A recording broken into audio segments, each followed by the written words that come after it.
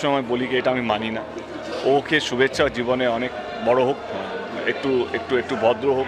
দুষ্টু কোকিল গানে মিমি চক্রবর্তীর এমন খোলামেলা পোশাক নিয়ে অস্থিরতা বোধ করলেন ওপার বাংলার জনপ্রিয় নায়ক দেব। সাধারণত দেব কাউকে নিয়ে সমালোচনা করে না, সবসময় সে সবার সাথে তাল মিলিয়ে চলার চেষ্টা করে, কিন্তু দেব মিমির ব্যাপারে এতটা বিরক্ত হবে আগে ভাবতে পারেনি। এমনকি দেবের সাথে মিমির সম্পর্কটাও মিষ্টি, একসাথে অনেক সিনেমা করেছে। এত ভালো সম্পর্ক থাকার পরেও দেব যে মিমি চক্রবর্তীর উপর এমন ক্ষোভ ছাড়বে কেউ ভাবতে পারেনি। দেব বলে মিমি খুব ভালো অভিনেত্রী, নায়িকা হিসেবেও সে সফল, তার অনেক ভালো ভালো কাজ আছে, তার বোঝা উচিত ছিল এমন খোলামেলা পোশাক পরলে আমাদের ইন্ডাস্ট্রির উপর বাজে মন্তব্য পড়বে।